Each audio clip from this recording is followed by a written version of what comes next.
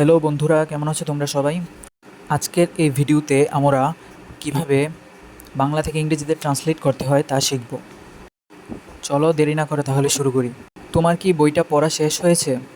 Have you finished অথবা have you completed the book. আমরা এখানে পড়া শেষ হয়েছের পরিবর্তে হ্যাভ ইউ ফিনিশড অথবা হ্যাভ ইউ কমপ্লিটেড ব্যবহার করতে পারি। তাহলে বাক্যটা কী দাঁড়ালো?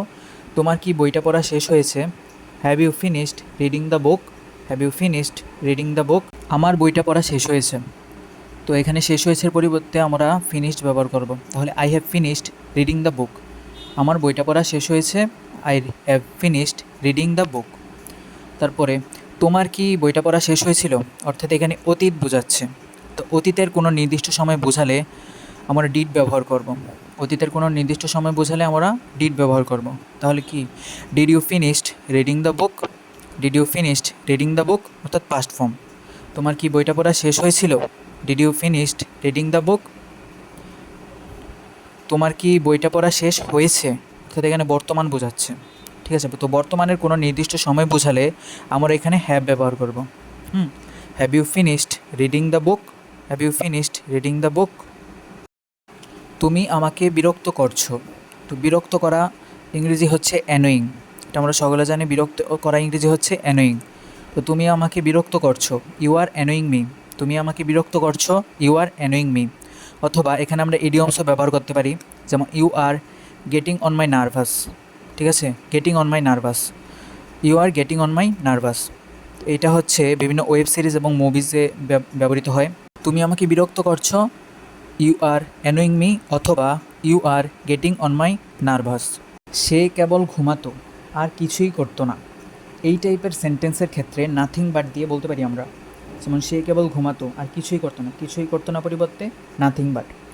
হি did nothing but slip.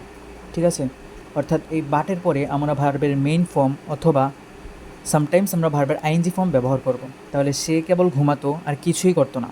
He did nothing but slip. Okay, he did nothing but slip. তো এরকম আমরা আরও কিছু বাক্য দেখব। সে আমাকে ব্যথা ছাড়া কিছুই দেয়নি। কিছুই দেয়নি, নাথিং। ঠিক আছে, তাহলে he gave me nothing. He gave me nothing. ব্যথার ইংরেজি হচ্ছে pain, but pain. He gave me nothing but pain. সে আমাকে ব্যথা ছাড়া কিছুই দেয়নি। He gave me nothing but pain. সে টিভি দেখা ছাড়া কিছুই করতো না। He did nothing but watch TV. He did nothing but watch TV. তো এইখানে বাটের পরে আমরা প্রেজেন্ট ফর্ম বসাবো। ঠিক আছে, তাহলে সে টিভি দেখা ছাড়া কিছুই করতো না। He did nothing but watch TV. এখান থেকে এয়ারপোর্ট কিভাবে যাব? এয়ারপোর্টে যাওয়া অর্থে আমরা ব্যবহার করব গেট টু দ্য এয়ারপোর্ট। আর কিভাবে পরিবর্তে আমরা ব্যবহার করব হাউ। তাহলে এখান থেকে এয়ারপোর্টে কিভাবে যাব? How do I get to the airport from here? How do I get to the airport from here. এখানে থেকে অর্থে ফ্রম ব্যবহৃত হয়েছে। আমাকে এ বিষয়ে জানানো হয়েছিল। আমাকে এ বিষয়ে জানানো হয়েছিল। এখানে আমাকে জানানো হয়েছিল অর্থে আই ওয়াজ ইনফর্মড ব্যবহার করা হবে। ঠিক আছে, তো আই ওয়াজ ইনফর্মড এটা হচ্ছে প্যাসিভ ভয়েসে আছে। তাহলে আমাকে এই বিষয়ে জানানো হয়েছিল, I was informed of the matter. অথবা এখানে ম্যাটারের পরিবর্তে ফ্যাক্ট ব্যবহৃত হবে। ফ্যাক্টও ব্যবহার করা যায়, যেমন I was informed of the fact.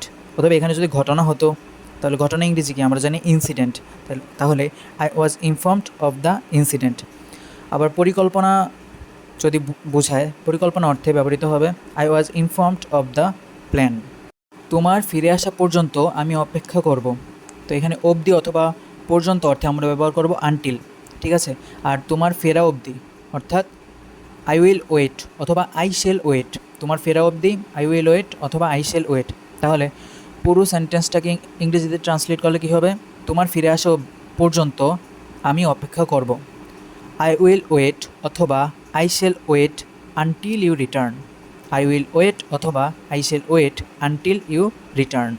তাদের কেউই উপস্থিত ছিল না অথবা তাদের মধ্যে কেউই উপস্থিত ছিল না। তাদের মধ্যে অর্থে আমরা ব্যবহার করব নেইদার অফ দেম। ঠিক আছে, তাহলে তাদের মধ্যে কেউই উপস্থিত ছিল না অর্থাৎ neither of them were present. উপস্থিত ইংরেজি জানি আমরা প্রেজেন্ট। তাহলে তাদের মধ্যে কেউই উপস্থিত ছিল না, neither of them were present. Thank you বন্ধুরা পুরো ভিডিওটি সম্পূর্ণ দেখার জন্য। ভালো লাগলে অবশ্যই লাইক, শেয়ার এবং সাবস্ক্রাইব করো চ্যানেলটা।